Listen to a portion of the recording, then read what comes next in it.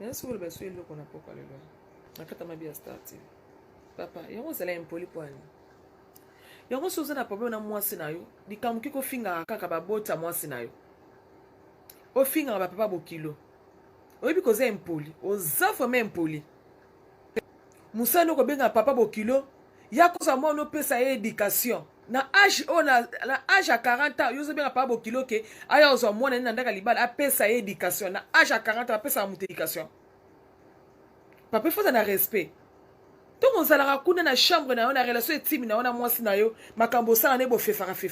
Est-ce benga pa bo kilo pese rapport ke ta mwana o kota sala nga bo sala nga bo pese rapport te pourquoi? Mais sauf que moi ça sali erreur mo boy yo mo balo boti courage ko benga ba parents na ye bon ça moi na c'est impoli wa odike mwana na bino. Yo nous a respect. O benga ba pa bo kilo. Bien sûr le besoin de qu'on a pas parlé là. Akata ma bien start. Papa, yango zala impoli poani. Yango soza na problème na mwasi na yo, dikamuki ko finga kaka ba bota mwasi na yo. O finga ba papa bokilo. Oyebi koza impoli, oza vraiment impoli.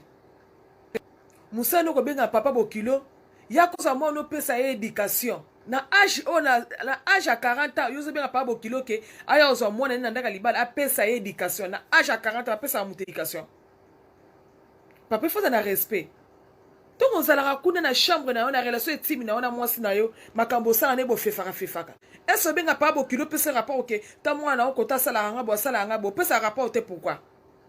Mais sauf que moi ça sali erreur mo boy yo mo balo boti courage ko benga ba parents na ye bon ça moi na c'est impoli wa odike mwana na bino. You nous a respect. O benga ba pa bo kilo.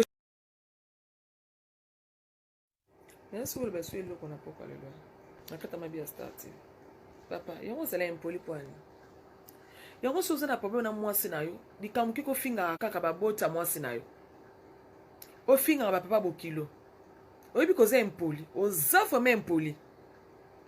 Musano ko benga papa bokilo, ya koza mo no pesa ye éducation. Na âge à 40 ans, yo zo benga papa bokilo ke aya ozo mo na ndaka libala a pesa ye éducation. Na âge à 40 ans, a pesa mu éducation. Papa faut na respect. Donc on zalaka kuna na chambre na yo na relation etimi na yo na mwasi na yo makambo sala ne bo fefaka.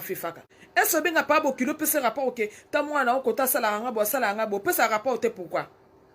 Mais sauf que moi ça sali erreur mo boy yo mo balo boti courage ko benga ba parents na ye bon ça moi na c'est impoli wa odike mwana na bino.